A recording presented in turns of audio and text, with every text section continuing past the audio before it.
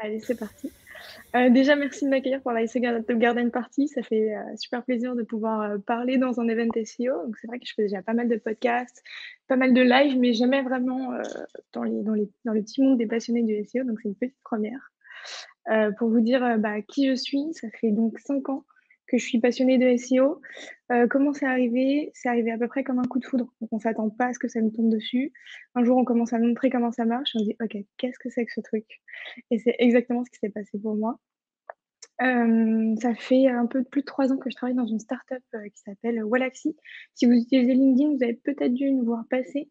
On est un outil de prospection pour LinkedIn, de manière automatisée et donc on est un peu, tous sur ce petit monde de LinkedIn. Vous pourrez me voir aussi pas mal passer, dans le fil d'actualité sur des sujets d'acquisition, de SEO, de SEA et c'est parti.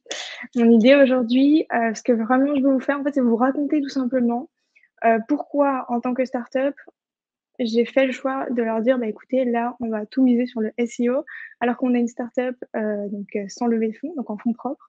Donc le but, c'était vraiment, on avait un but de rentabilité. On avait un but vraiment, il fallait qu'on génère des revenus si on voulait, pouvoir passer l'année suivante. Donc pourquoi est-ce que j'ai choisi, le SEO et pourquoi c'est devenu une grande histoire d'amour? Je vais vous raconter aussi comment on est passé, de 0 à 100 000 visiteurs SEO par mois en moins d'un an.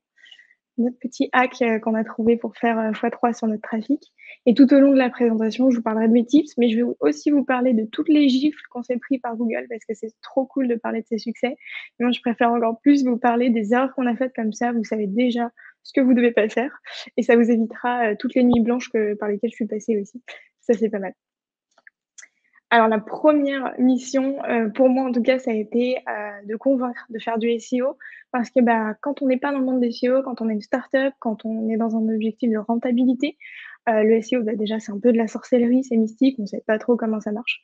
On sait que ça marche, mais on sait que c'est hyper long d'avoir des résultats. Ça, c'est un peu les idées reçues, autour du SEO et c'est très difficile de s'imaginer que le SEO, ça peut être une strat qui est ROI, en fait, et qu'on peut avoir des résultats très rapidement et que c'est quelque chose qu'on peut reproduire et faire une stratégie, qui marche, qui est vite et un peu moi l'argument, de mon boss, c'était: «Mais franchement, SEO, je comprends rien. Pourquoi tu voudrais que je mise tout dessus alors que là, demain, il faut que je génère parce que sinon on pourra pas passer à l'étape suivante?» Mes petits arguments préférés, ça va être aussi un peu ma vision du SEO que je vais vous partager. C'est pour moi, le SEO, c'est un investissement, long terme, donc c'est un peu on fait un pari long terme.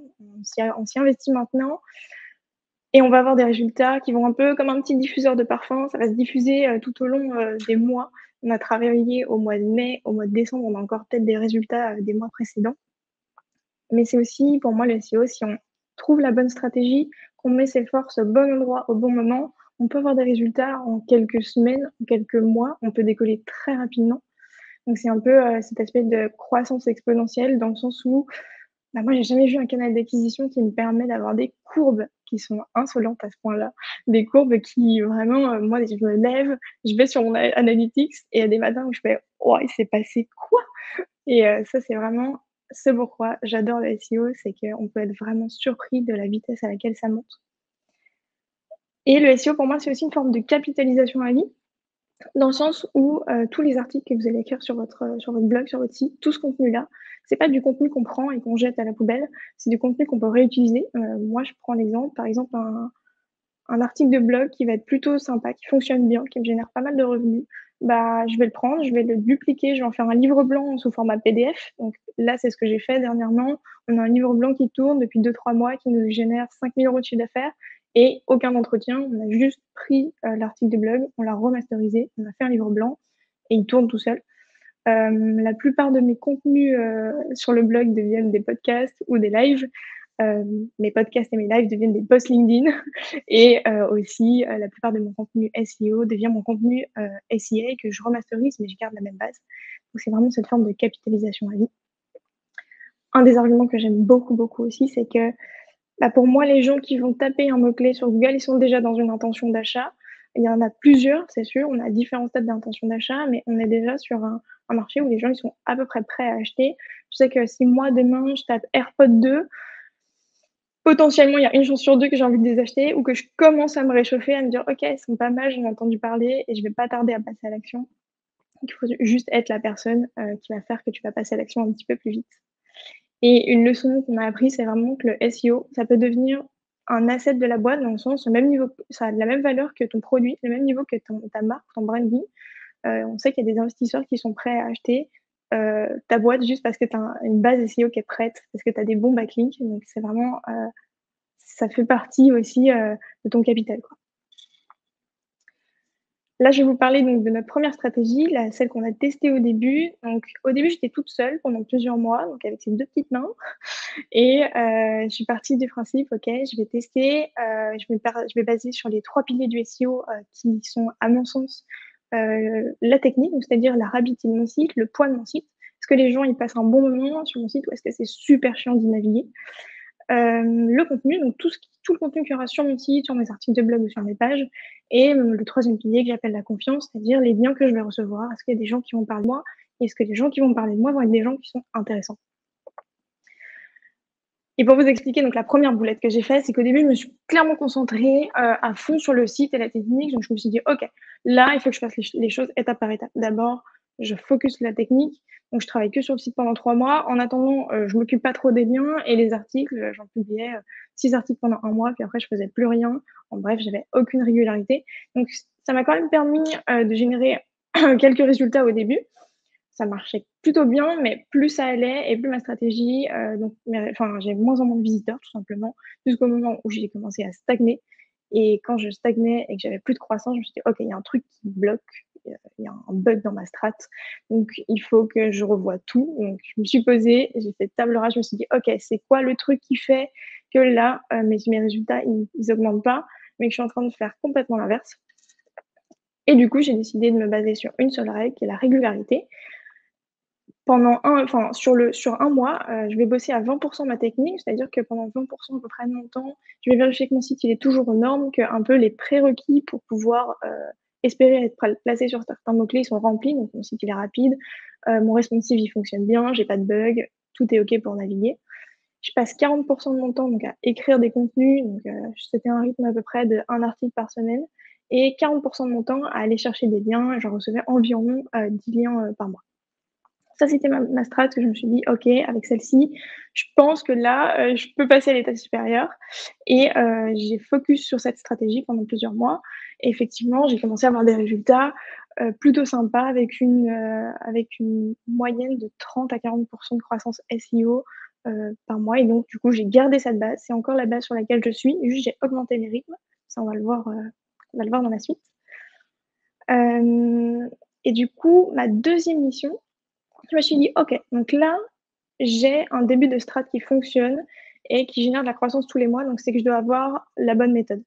L'idée maintenant, c'est que je veux que cette méthode, j'arrive à la reproduire sur n'importe quel site et que j'arrive à demain lancer un SaaS, lancer un produit avec une base SEO n'importe quand. Donc j'ai documenté chaque étape de ma stratégie pour pouvoir être capable de la reproduire dans l'ordre avec lequel elle a marché et dans le but aussi de pouvoir passer donc au niveau 2 de ma strat. Donc là, j'ai commencé à générer des résultats maintenant, je veux plus 100 000 visiteurs SEO par mois, j'en veux 1 million. Ça, c'est mon objectif 2022, c'est d'arriver à faire 1 million de trafic SEO par mois et bah, c'est évident, je pouvais plus rester toute seule. Je pouvais plus avoir que 2 petites mains pour gérer toute cette strat, gérer les liens, écrire le contenu, le traduire, dans plusieurs langues et cetera. Donc j'ai recruté, des petites plumes passionnées. La difficulté, ça a été de trouver, des personnes qui partagent la même vision du SEO que moi. Parce que le SEO, c'est un peu comme, je le disais l'autre jour avec Jackie, heu, il y a plusieurs, enfin, comme on fait des crêpes, il y a plusieurs recettes de crêpes. Ça veut pas dire qu'elles sont toutes, mauvaises ou qu'elles sont toutes bonnes, c'est juste que chacun a sa recette et du coup, il faut juste trouver des personnes qui matchent avec votre recette et ça a été un peu ma difficulté. Maintenant, on est une équipe de 5 personnes et on est tous dans le même but, c'est on veut exploser des résultats ensemble et en faire en sorte que start-up et SEO, ça marche et qu'on arrive aussi à démontrer à d'autres startups qu'en fait, elles peuvent se lancer en SEO. Elles ont pas besoin d'avoir, des levées de fonds, elles ont pas besoin d'être, 12 non plus. On peut déjà faire, beaucoup, beaucoup de bruit en étant tout seul si on se concentre bien et donc du coup, là, j'ai mon équipe, mon process, il est fait. Le process, il est cadré, donc technique, contenu, confiance, on est là. On est 5 et maintenant l'objectif, c'est qu'on veut faire x3 sur notre trafic en moins d'1 an et pour ça, on s'est fixé quelques petites règles. On va se focus, donc se concentrer un maximum sur l'intention de recherche. Donc l'intention de recherche, ça va être ce à quoi la personne peut s'attendre quand elle va taper un mot-clé. Qu'est-ce qu'elle s'attendait à voir quoi, très précisément? La qualité de nos articles, donc on a fait le choix de rédiger chacun de nos articles, par quelqu'un de la boîte. Donc c'est-à-dire qu'on n'externalise pas notre contenu, on le fait pas faire non plus par, des tools, d'IA qui vont, rédiger du contenu automatiquement parce qu'on veut transmettre, dans notre contenu ce qu'on est. On veut que quand quelqu'un arrive sur un de nos articles, il ait l'impression de boire un café avec nous, qu'il passe un bon moment tout en apprenant des choses et en ayant beaucoup de valeur. Mais on veut vraiment prioriser cette qualité d'article. Un, pour que les gens, déjà sache que quand ils vont venir chez nous, nos articles, tu vas pas commencer à les scroll dans tous les sens et te dire: «OK, elle est où l'info? C'est super long», le et c'est surtout du contenu 100 SEO donc bourrage de mots-clés, les phrases elles sont, limites. Ça, c'est pas notre objectif et le troisième, c'est d'aller chercher du volume là où il y a personne. Donc aller un peu, checker les marchés sur lesquels il y a du volume autour de LinkedIn, mais qu'il y a personne qui propose des réponses qualitatives dans d'autres pays. Donc on repart toujours sur la même strate, sauf que là, on passe à 3 à 4 articles par semaine. On continue de toujours donc cette priorité, le site doit toujours être OP, on le met jamais de côté. On vérifie toujours aussi notre blog, est-ce qu'il est toujours dans les «prérequis» de Google entre guillemets, parce qu'on ajoute du contenu, on ajoute des images, on met énormément de gifs dans nos articles, on met beaucoup d'infographies aussi, enfin on y va un petit peu sur les visuels, donc on s'assure que la technique est toujours là. On augmente le rythme parce que maintenant on a un peu plus de mains, donc on augmente le rythme d'articles tout en conservant cette qualité et on va toujours chercher, des liens, chez les sites qui nous intéressent. Donc un score irréprochable toujours, on check PageSpeed Insights, GTmetrix et Pingdom. On fait un mix des 3. Il y a aussi on utilise aussi beaucoup d'outils, mais là je pars du principe que si vous voulez commencer, vous n'avez pas encore les moyens de vous payer des gros outils, bah, vous pouvez aller checker votre site et les scores de vos sites sur ces 3 outils. Moi j'aime bien les mêler parce qu'ils ont chacun, beaucoup de complémentarité. Et en plus, il vous dit entre guillemets ce qu'il faut faire. Donc là, ouais, tes images elles sont trop lourdes, là ton serveur il est trop long et cetera. Si vous êtes sur WordPress, nous on travaille beaucoup, chez WordPress. Il y a 3 petits plugins qui nous ont permis d'avoir un score de 96 sur 100 en 2-3 jours. C'est WP Rocket qui va être là pour, optimiser la performance, donc tout ce qui est un peu lourd sur votre site, un peu, le thème aussi. J'aime beaucoup, Cloudimage qui va être là pour optimiser le poids de vos images, les redimensionner, donner une dimension à Google si celle-ci n'en a pas et un peu la convertir dans le meilleur format possible et pour les gens et pour le moteur de recherche et j'aime beaucoup aussi Yoast SEO, qui permet de faire un pré-calibrage SEO du site qui est quand même pas mal et assez rapide. Une belle leçon qu'on a eue tout au long de cette année, c'est, des plugins, vous pouvez en mettre. C'est pas tant la quantité qui pose problème, c'est plus la qualité de ces plugins-là. Au début, j'avais tendance moi à, bah, du coup, déjà aller partir sur des petits budgets, donc pas forcément aller chez des plugins qui étaient payants. Donc je compensais, j'ajoutais plein de petits plugins. Pour les images, j'en avais 5-6 qui optimisaient les images, donc en fait, ils s'entremêlaient tous. Alors oui, mon score sur PageSpeed Insight, il était nickel, mais alors derrière, mon site était hyper lent parce que ça rajoutait beaucoup trop de poids. Donc choisissez bien vos plugins, vérifiez bien ce qu'il y a derrière et essayez quand même de grouper au maximum, et d'éviter d'avoir 4 plugins qui agissent sur les images en même temps. Il va y avoir des conflits et ça va casser votre site un paquet de fois comme moi ça a pu m'arriver, avec de jolies petites nuits blanches et personne pour m'aider à 3 heures du matin. Il y a pas longtemps, il y a 1 mois, on se prend une jolie gifle par Google et j'arrive, je me lève, ma petite routine, je vais regarder mes petites URL, est-ce qu'elles sont toujours bien sur Google? Et là, plus aucune de nos URL sur Google, tous nos sites, en erreur 503, la cascade du SEO en quelques mois, donc toute cette croissance qu'on arrive à générer, heu, clairement, c'est ciao. En quelques jours, c'était ciao. Ce qui a fait ça, c'est essentiellement parce qu'on n'avait pas calculé à quel point on grossissait et on s'attendait pas à grossir aussi vite. Si jamais vous voulez suivre ce qui se passe sur votre site en direct, savoir si vous avez des petits problèmes d'erreur, ou quoi que ce soit. Moi, je vous conseille d'avoir toujours, un outil qui va un peu vérifier ça pour vous. Donc SEOlizer, moi, que j'utilise, qui est plutôt simple à prendre en main. Pas besoin d'être non plus hyper technique pour comprendre ce qui se passe et je vous conseille de le prendre avant qu'il y ait un problème. Comme ça, vous savez clairement ce qui s'est passé, quel jour, à quelle heure sur votre site. Ma plus grosse recommandation sur tout ce webinaire, ça va être: prenez un serveur qui est solide. Ne faites pas comme nous.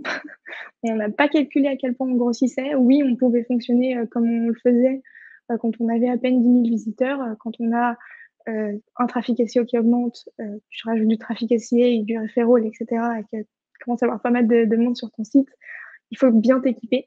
Je vous conseille de vraiment prendre un serveur qui est SEO friendly, c'est-à-dire qui va comprendre en fait les enjeux du SEO.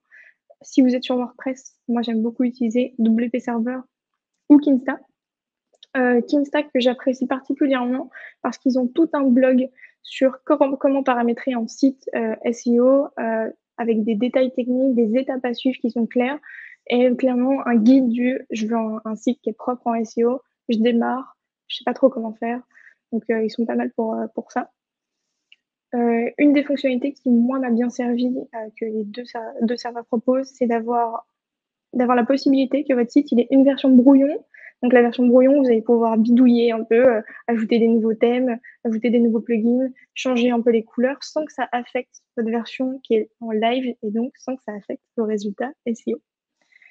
Et une petite, fonctionnalité sympa, c'est aussi de pouvoir restaurer une version en un clic. Ça peut vous éviter quelques heures de travail. Genre, moi, ça m'est arrivé plusieurs fois. J'étais en train de tester un nouveau thème. J'avais pas capté que la sauvegarde avait pas passé ce matin. Je lance le nouveau thème et du coup, il faut refaire tout le site. Évitez ça. Je vais vous parler maintenant du coup de notre strate de contenu. Qu'est-ce qu'on a mis en place? Sur quoi on a focus? Comment on a fait tout simplement pour définir notre sujet? Comment même moi, quand j'étais toute seule, j'ai fait aussi pour, démarrer une stratégie de contenu? Au début, on se demande un peu par quoi commencer. Alors la première étape, c'est que j'ai fait une étude de mots-clés. C'est-à-dire que je suis allée chercher les mots-clés sur lesquels je voudrais bien me positionner et j'ai fait le choix volontairement d'aller me positionner sur des mots-clés de longue traîne ou sur des petits volumes. Parce que tout simplement, ça fait moins d'1 an qu'on existe. Enfin, ça fait un peu plus d'1 an maintenant, mais ça fait 1 an qu'on existe. On peut pas prétendre aller se placer sur des requêtes autour de LinkedIn où il y a des gens qui sont là depuis des années et qui sont des monstres et on va perdre un temps considérable à essayer d'aller chercher un mot-clé hyper concurrentiel alors qu'on peut atteindre des petits volumes assez rapidement et 10 + 10 + 10, ça monte très vite. Donc mon choix, ça a été plutôt, d'abord je vais attaquer ce qui correspond à mon niveau, puis ensuite je monterai progressivement et le but ultime, en fait, c'était de faire comprendre à Google que l'expert autour de LinkedIn, c'est nous. Donc c'est pas quelqu'un d'autre, c'est même pas LinkedIn lui-même, même pas la FAQ de LinkedIn, c'est nous. Et c'est un peu ce qui se passe aujourd'hui. On est souvent au-dessus de LinkedIn sur ses propres requêtes et c'est vraiment le but, quoi. Quelqu'un qui pense LinkedIn, faut qu'il pense Wallaxy ou qu'il pense à notre blog. Et ensuite, moi je vous conseille aussi de planifier votre contenu sur 6 mois, donc avoir un peu une vision de ce que vous allez écrire aujourd'hui, mais ce que vous allez aussi écrire demain et pourquoi vous allez l'écrire demain. Donc vraiment si nous on avait un mot-clé très précis qui était LinkedIn, donc on savait que par quel angle on voulait l'attaquer. Donc essayez, de structurer votre contenu. Allez pas, vous diversifier dans tous les sens. Vous voulez être expert dans tel sujet, OK, définissez les sous-thèmes, définissez par quel thème vous commencez, faites un rush et ensuite entremêlez tous les articles entre eux pour faire un peu cet effet toile d'araignée. Les outils que nous, on a utilisés, donc au début, quand on n'avait pas de budget, j'ai utilisé Ubersuggest, donc qui est un outil qui permet de trouver des volumes et qui est gratuit. Aujourd'hui, après on est passé sur SEMrush parce qu'on avait besoin d'un outil beaucoup plus complet qui nous permettait d'avoir accès à plus de données et aujourd'hui on croise, pas mal d'outils. Donc pour tout ce qui va être suivi de mots-clés, trouver des idées de sujets, suivre aussi un peu les liens qu'on reçoit, on va croiser SEMrush et Ahrefs.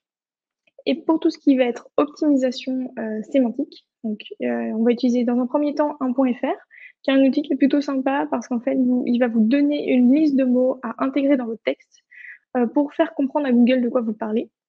Donc une utilisation relativement simple et si vous voulez un truc un petit peu plus poussé, Moi, je vous conseille Your Text Guru. Nous, par exemple, on l'utilise sur des articles où on veut vraiment, miser sur, on veut absolument qu'il marche. C'est un sujet qui est très important pour nous. On va passer un bon petit moment avec Your Text Guru et Your Text Guru qui vous prévient de la suroptimisation. Donc parfois, on se rend pas forcément compte à quel point on blinde son texte de mots-clés. Your Text Guru qui est là pour faire un petit rappel et de vous dire: «Hey, là, c'est un peu trop fort, calme-toi». Ça peut être pratique aussi pour éviter de faire stagner, plusieurs de vos contenus. Et nos règles pour rédiger, en fait, on s'est tout simplement mis à la place de la personne et on s'est mis aussi beaucoup à notre place quand nous-mêmes, en fait, on cherche des choses sur Google, quand nous-mêmes on a besoin d'une info. On est parti du principe que Google, c'est un moteur de réponse. Donc on va donner des réponses aux gens, mais on va les donner les plus précisément possible. Comment ça va se passer? C'est qu'on va, oui, faire un article qui est structuré pour le SEO et tout ce qu'il faut, mais on va d'abord optimiser nos articles pour les humains. Parce que les personnes qui passent du temps sur notre site, les personnes qui vont nous lire et qui vont nous faire permettre de pouvoir décoller aussi, c'est les humains avant tout. Donc on veut faire passer un bon moment à ces gens-là. On veut pas que quand tu arrives sur notre site, ça te prenne la tête, tu commences à avoir une migraine parce que tu sais pas où tu dois aller. Moi, ça m'arrive beaucoup en ce moment d'être sur des sites et en fait, je trouve pas l'info que je veux. Donc la règle numéro 1, c'est on donne la réponse le plus rapidement possible, le plus haut dans notre texte et si la personne, elle veut en savoir plus, bah, en fait, elle descend et elle aura plus de contenu. Et on essaie aussi de donner des titres, des descriptions qui donnent envie, des petites touches d'humour, des petites touches d'actualité, comment, bloquer quelqu'un sur LinkedIn sans se faire attraper. On essaye de se démarquer aussi, et de respecter tout ce branding qu'on a, avec Wallafy et gros focus sur répondre à cette fameuse intention de recherche. Donc l'intention de recherche, c'est, pour nous, ce à quoi l'internaute, va s'attendre et quelle réponse il peut espérer, trouver. Pour trouver cette fameuse intention de recherche, donc vous avez des outils comme SEMrush qui vous proposent directement, il dit: «Bah, voilà, sur ce mot-clé-là, l'intention de recherche est plutôt informationnelle et commerciale». Et des fois, il y a 2 intentions de recherche, parfois il y en a qu'une. C'est cool de s'appuyer sur des outils. Nous, on s'appuie plutôt aussi sur notre intuition. On va taper tout simplement le mot-clé sur lequel on voudrait se positionner, dans Google. On va regarder les 10 premiers résultats et on va tout simplement se poser la question: «Est-ce qu'il y a une seule de ces personnes qui a répondu à ce qu'on voulait?» Si c'est le cas, on va justement regarder comment elle a fait pour répondre à cette fameuse intention de recherche et quel angle d'attaque elle a abordé et on va peut-être justement aborder les angles d'attaque qu'elle aurait pas fait et s'il y a aucune des 10 personnes qui nous a donné envie de cliquer, alors on sait très précisément ce qu'on doit faire et ce qu'on doit écrire pour avoir donné envie de cliquer chez nous. Une des autres règles qu'on a décidé de mettre en place, donc au début, on est allé très léger sur le maillage interne.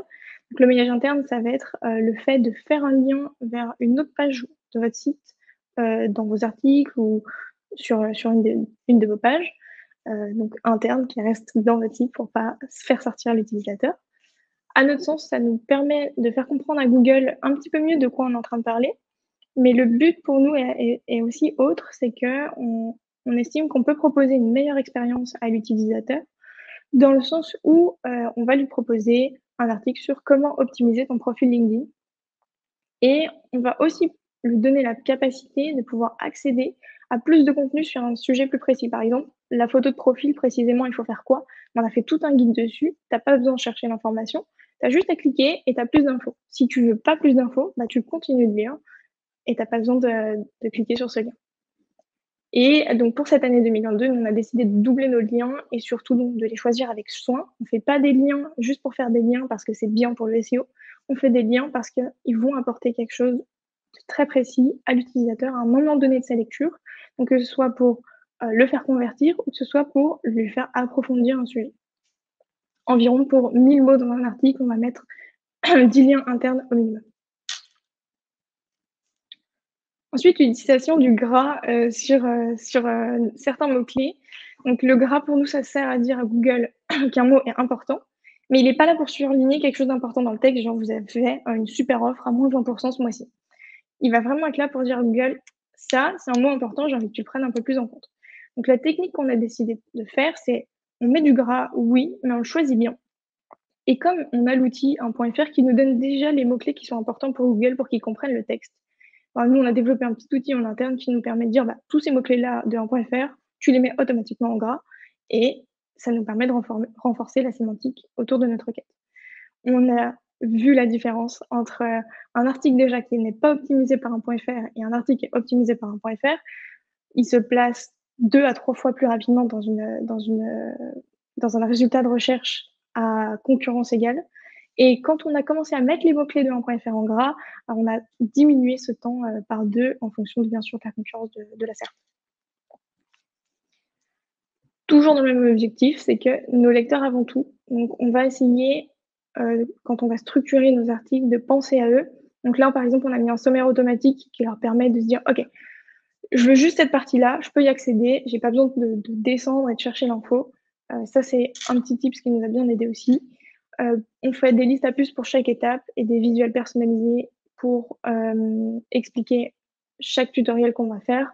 On prend beaucoup de temps effectivement pour faire un article, mais quand on fait un article, on a envie qu'il soit bien et plutôt que de mettre des boutons un peu partout dans l'article, de faire, des incitations à l'action qui sont un petit peu agressives, on va plutôt inciter à l'action, sous forme de bannière ou, par exemple là, si c'était un article sur la prospection LinkedIn, on va lui proposer de télécharger un livre blanc qui est en lien avec ce qu'il vient de dire. Donc ce qu'on a retenu, après, une petite année de rédaction, c'est qu'une fois que tu as trouvé ton sujet, tu as plus qu'à trouver ta régularité. Mais il vaut mieux que tu écrives un sujet par semaine pendant plusieurs mois, puis que tu augmentes progressivement, plutôt que tu écrives le mois de mai, puis tu écris plus, puis tu réécris un peu en décembre. Il faut vraiment faire, de la régularité et tiens-toi à vraiment un rythme. Ne publie pas, s'il te plaît, 100 articles d'un coup pour plus rien faire derrière, en te disant: «C'est bon, je fais mon quota de l'année, j'ai publié 100 articles ce mois-ci, c'est nickel» et plus jamais aller les retoucher, les modifier ou les mettre à jour. Quelque chose qui est vraiment important, c'est que chaque article a son nombre de mots.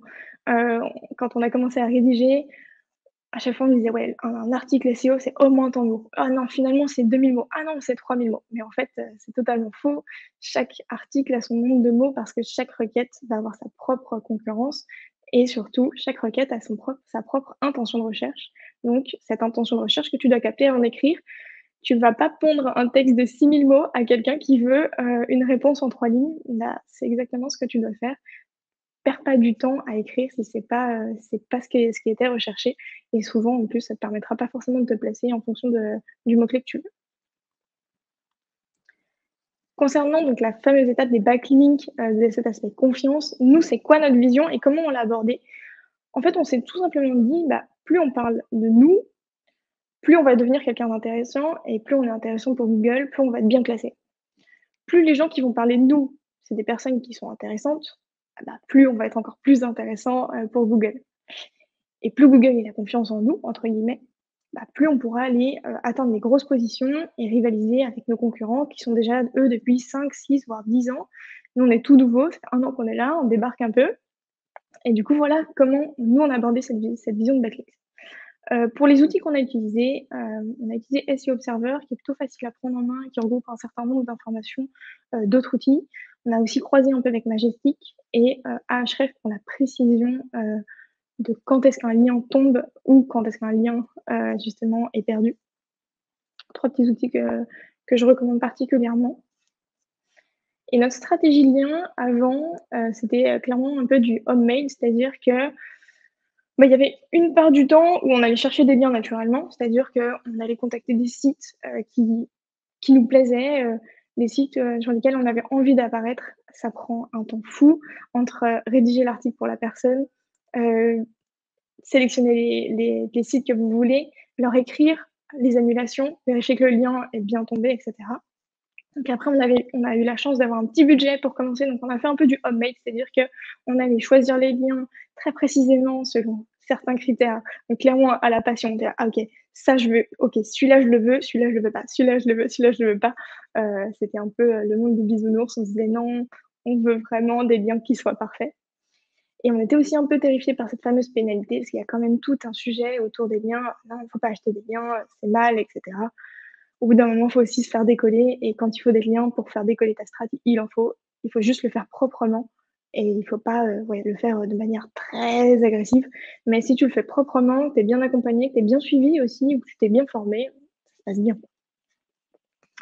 Les erreurs de cette strat, donc de l'avoir fait un peu, fait maison et que ça nous a pris déjà beaucoup de temps, mais vraiment beaucoup de temps avec les briefs, les annulations, les suivis des liens, c'était très, très, très time consuming et on avait aussi pas assez de régularité parce que forcément, on n'est pas beaucoup, donc s'il faut, qu'on gère tout ça à côté qu'on écrive du contenu, qu'on vérifie le site aussi, c'était pas clairement ça marchait pas et on avait aussi pas assez de volume parce que notre trafic augmentait, mais notre nombre de liens non. Donc en fait, au bout d'un moment, on était incohérent aussi à ce niveau-là.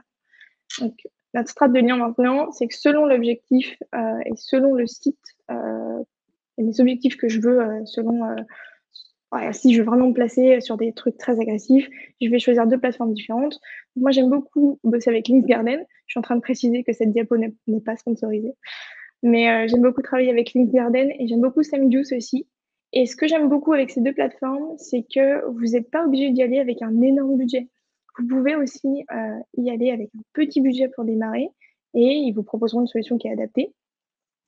Et ce qui est cool, c'est qu'il y a aussi une démarche d'accompagnement et de vous faire comprendre ce qu'ils font. C'est-à-dire que vous allez pas donner un budget, ça va tourner tout seul, enfin, sauf si c'est ce que vous voulez bien sûr, mais vous allez aussi pouvoir comprendre ce qu'ils font, pourquoi ils ont choisi ces liens-là et pourquoi ils ont fait ce choix-là et je trouve que c'est intéressant parce que d'une part, ça vous libère du temps et d'une autre part, ça vous forme aussi un petit peu sur cet aspect lien. Un petit sujet aussi, c'était moi au début, pas de budget, on me dit qu'il faut, des liens pour que mon site il décolle, OK. Comment pour avoir des liens gratuits? Voici toutes les petites idées que j'ai réunies. Donc il y a des annuaires qui sont gratuits et qui sont quali, c'est-à-dire, pas l'annuaire un peu dégueu, avec des scores, catastrophiques. Il y en a 2 que j'apprécie particulièrement, c'est The Web et Letgo, qui sont donc 2 annuaires quali.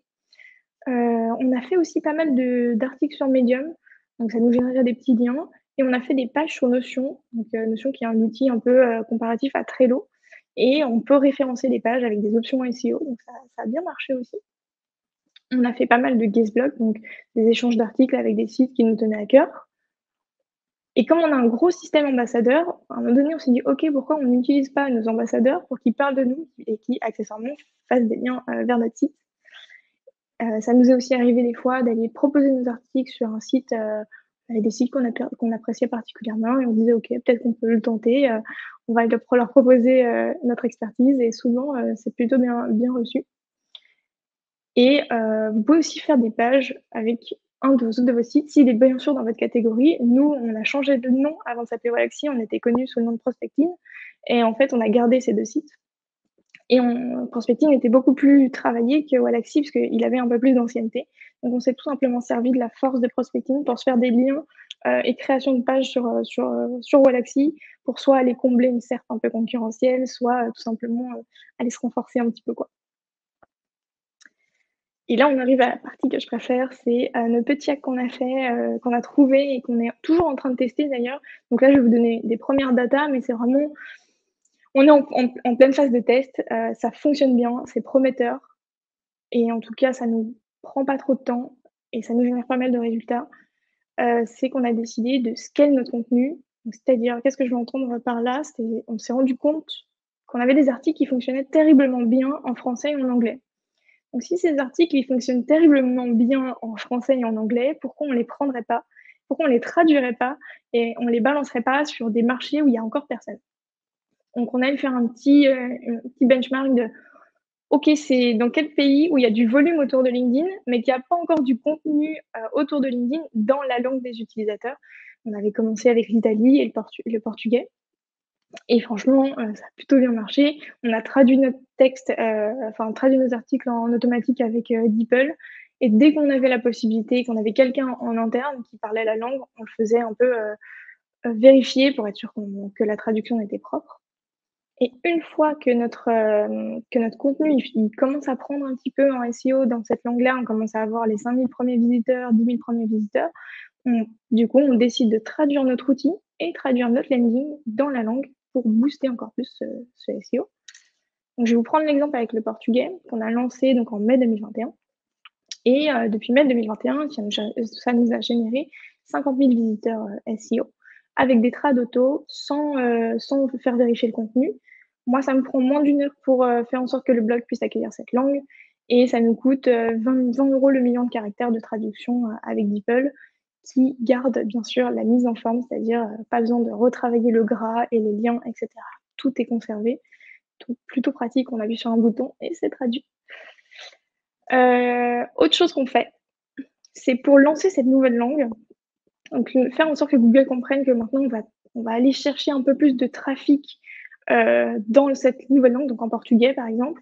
Bah, on met un petit budget de 500 € pour aller diffuser des pubs display, donc Google Display, donc des petits encarts comme vous pouvez voir juste ici. Et en fait, ça va nous ramener à peu près pour 500 €, 3000 visiteurs par mois et ça nous fait un petit coup de boost dans le sens où ça nous attire des personnes de la langue sur notre site.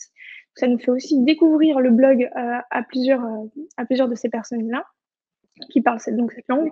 Et en gros, on commence à se faire connaître en portugais, on commence à se faire en italien et ça donne un petit coup de pied au SEO pour qui démarre. On a fait ça sur maintenant à peu près une dizaine de langues et à chaque fois avec ce fonctionnement-là, en tout cas, ça fait décoller. Bien sûr, il y a des langues qui décollent plus que d'autres, parce que est-ce que le marché est un peu plus prêt? Est-ce qu'il y a un peu plus de volume? C'est un peu des questions qu'on se pose, mais en tout cas, on n'a jamais pour l'instant lancé une langue et avec un fail SEO, quoi. Chaque fois, ça nous génère des résultats, chaque fois, ça nous génère des visiteurs et on est toujours en croissance sur à peu près la totalité des langues qu'on a lancées. Donc, un des autres petits conseils, c'est si vous avez le budget, n'hésitez pas à vous servir du SEA pour booster un peu votre SEO. Ça nous a servi quand on n'était pas encore prêt à atteindre des mots-clés en SEO parce que on était trop petit. Donc, on ne pouvait pas prétendre pouvoir se placer sur prospection LinkedIn, impossible. Impossible de pouvoir se placer sur le mot-clé prospection. Aujourd'hui, on est 5e, donc c'est de la victoire. Donc, on se servait du SEA pour aller commencer à aller se faire voir sur ce mot-clé-là. Ensuite, on travaillait le SEO à fond pour espérer pouvoir atteindre la page 1.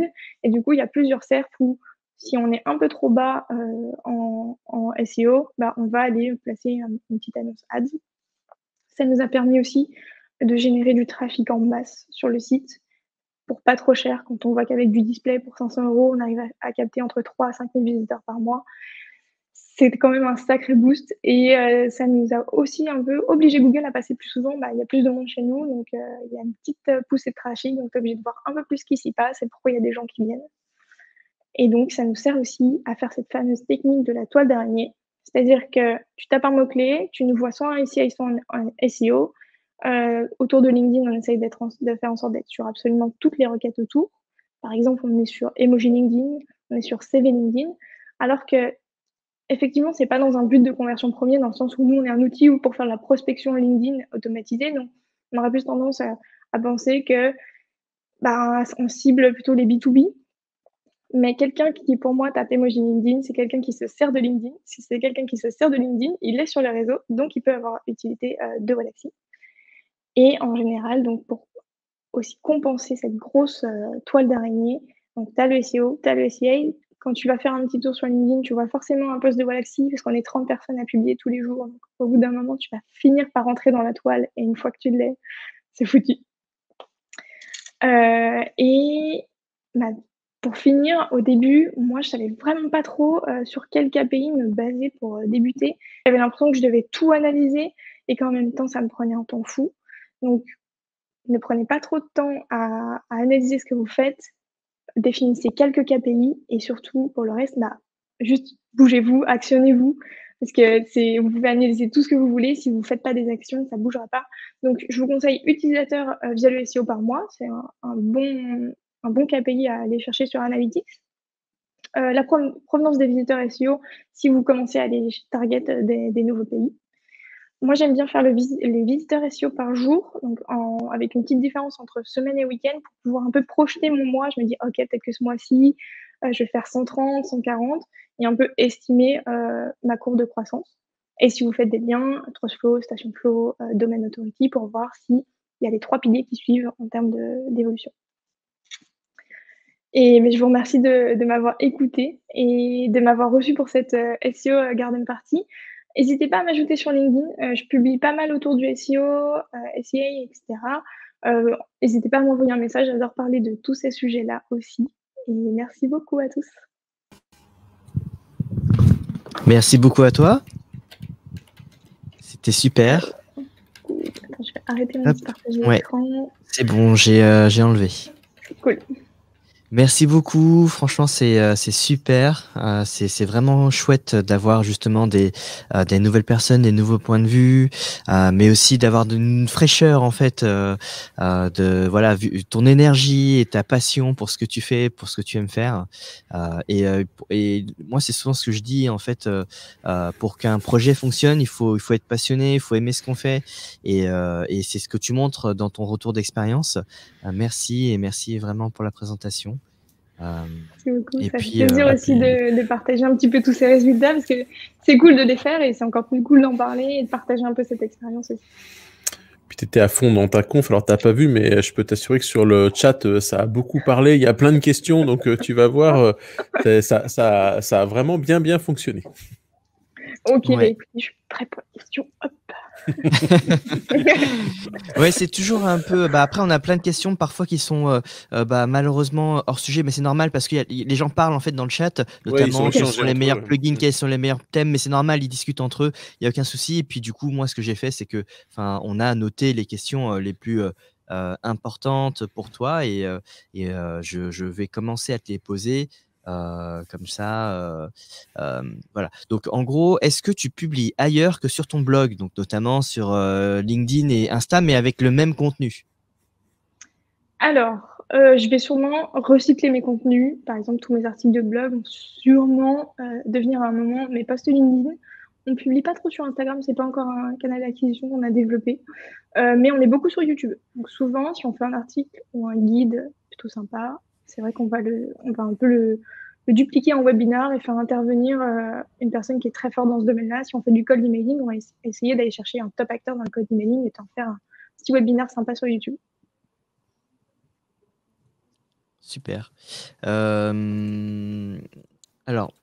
tout à l'heure, tu as parlé d'un outil gratuit sur les. Enfin, c'était Uber Suggest. Et puis, il y a beaucoup de gens qui ont posé la question. Donc, je répète le nom de l'outil. C'est Uber Suggest. Voilà.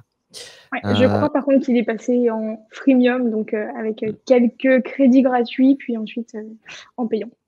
C'est ça.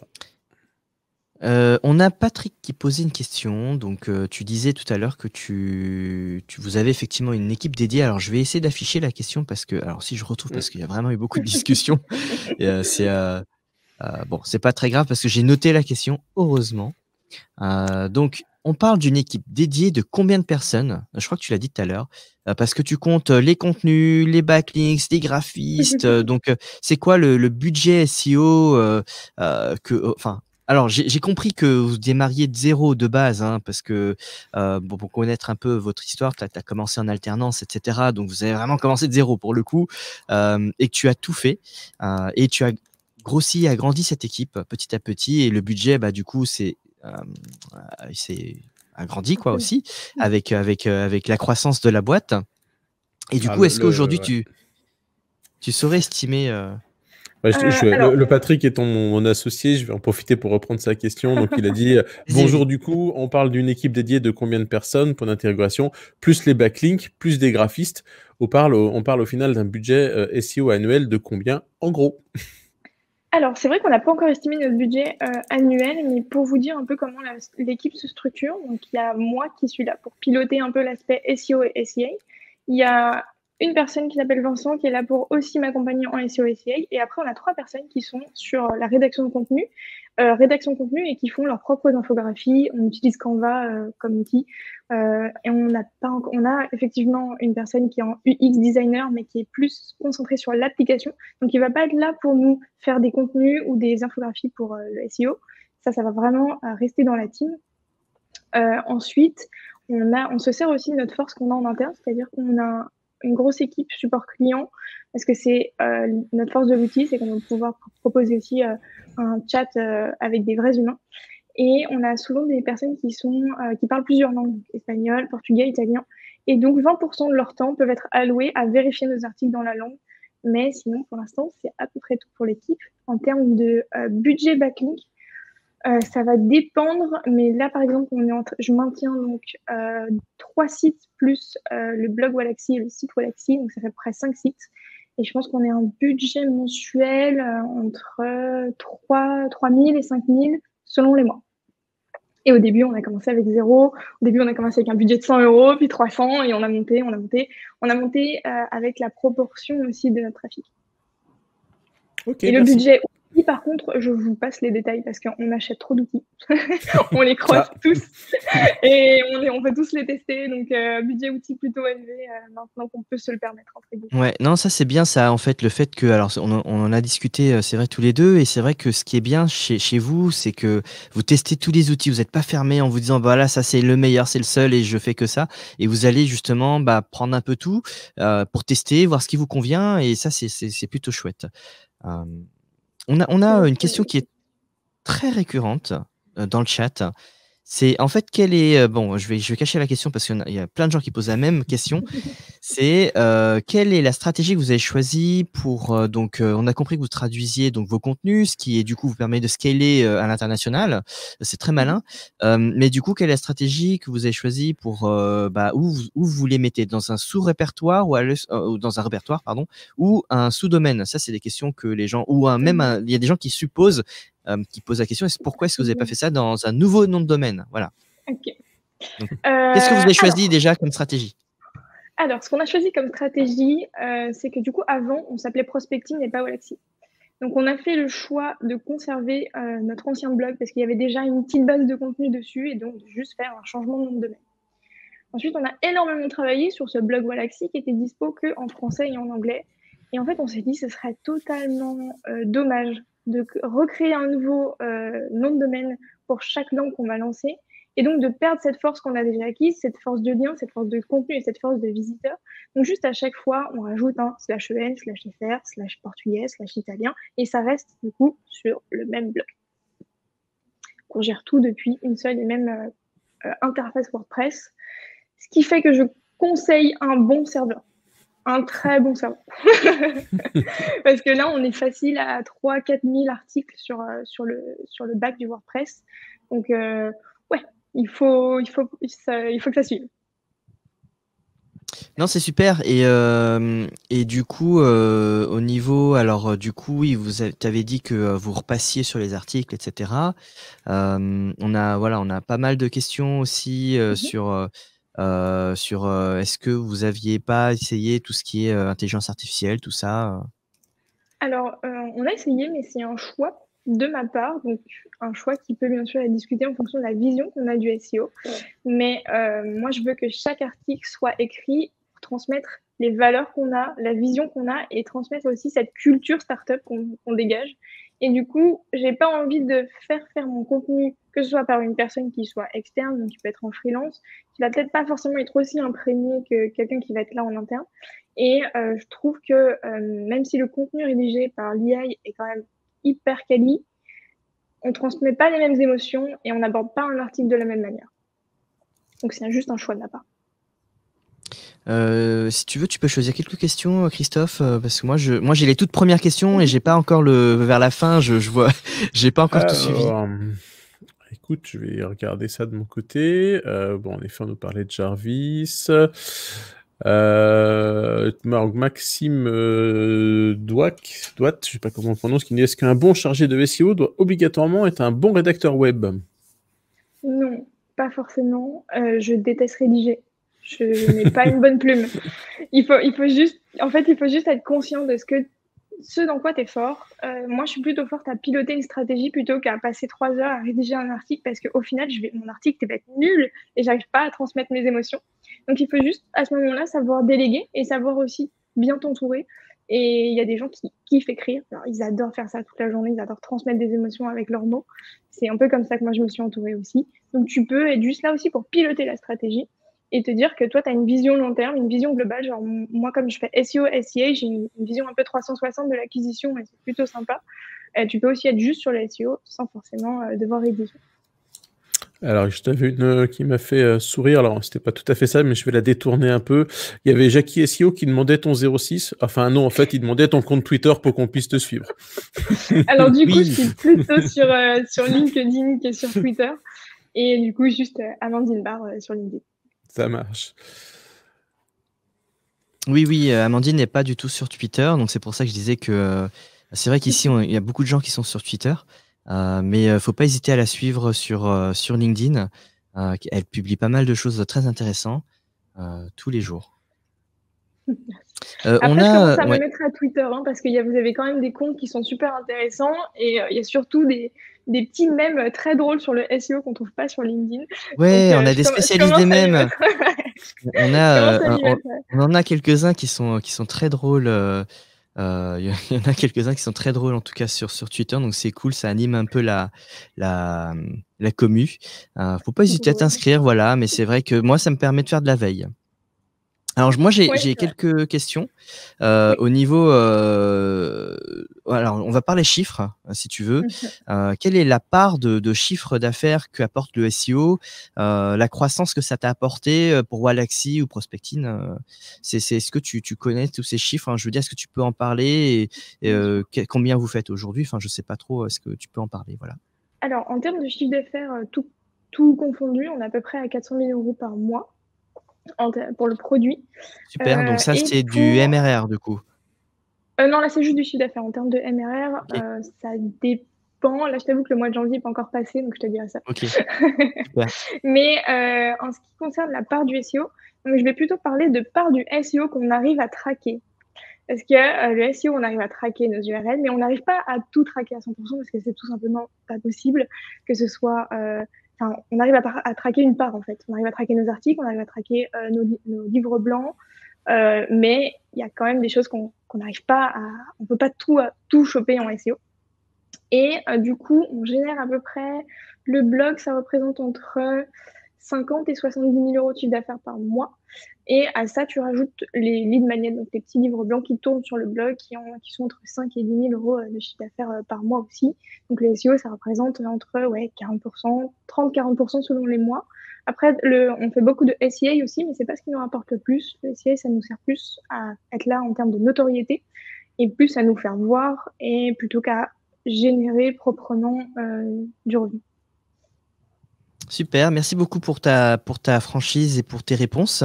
Merci beaucoup pour ta conférence. Et puis, on a compris que le SEO était un vrai levier de croissance pour les startups et surtout pour les outils SaaS notamment, où effectivement, on se dit, bah, c'est difficile de vendre mon produit, comment est-ce que je vais le mettre en avant? Et en fait, on peut le faire de plein de façons. Donc, si vous avez des questions, n'hésitez pas à les poser sur LinkedIn à Amandine. Bon, elle est très occupée, elle mettra du temps à répondre, mais peut-être qu'elle répondra. Et puis, il faut pas hésiter à commenter, à liker les posts, à mettre des petits smileys, des machins sur LinkedIn. Merci beaucoup. J'ai une petite dernière question moi pour toi, Amandine, pour le coup. Donc, si je reprends ce que tu viens de dire en termes de répartition du chiffre d'affaires, il y a une bonne partie du chiffre d'affaires qui arrive donc hors SEO. Ça arrive via vos actions sur LinkedIn, j'imagine, notamment. Beaucoup. Puisque c'est votre métier. Donc, est-ce que LinkedIn est le SEO de demain? Est-ce que LinkedIn est le SEO de demain? Honnêtement, je ne sais pas si c'est le SEO de demain, mais est-ce que c'est un canal d'acquisition très puissant? Oui. On ne se rend pas compte à quel point il y a du monde qui est prêt à acheter sur LinkedIn et on ne se rend pas compte à quel point c'est la plus grosse base de données B2B avec le plus de contacts, le plus d'infos et surtout, nous, on fait une grosse stratégie de contenu sur LinkedIn et avant de la faire, on a vu la différence et notre chiffre d'affaires, il suit aussi notre courbe de vue sur LinkedIn. On a clairement réussi un peu à poser les deux à côté et il y a des semaines où on fait beaucoup de vues sur LinkedIn, on fait beaucoup de chiffre d'affaires et les semaines où on ne fait pas beaucoup de vues sur LinkedIn, on a aussi le chiffre d'affaires qui suit un petit peu. Donc, c'est très difficile à traquer cette notoriété LinkedIn et cette vue de LinkedIn, mais on sait qu'en tout cas, nous, ça nous booste à un point inimaginable, quoi. C'est tout à fait logique, hein. Okay. Enfin, je veux dire, c'est un réseau social avec uniquement des professionnels. Donc, pour moi, c'est tout à fait cohérent, effectivement, de travailler dessus. On a commencé, nous, à se mettre sur LinkedIn. On a essayé pas mal de choses et c'est vrai que c'est difficile de traquer derrière, d'avoir le ROI, puisque tu fais un post, tu as des vues et en fait, voilà, après, il faut suivre, il faut savoir. Mais c'est toujours intéressant, voilà. Faut tester de nouvelles choses, faut pas se rester que SEO, SEO, SEO. Faut aussi essayer du SIA et d'autres choses et les réseaux sociaux. Et LinkedIn, pour moi, c'est un très gros levier à tester pour les SEO, en tout cas, au moins en 2022. C'est déjà le cas depuis au moins 2020, en fait, hein, depuis le Covid.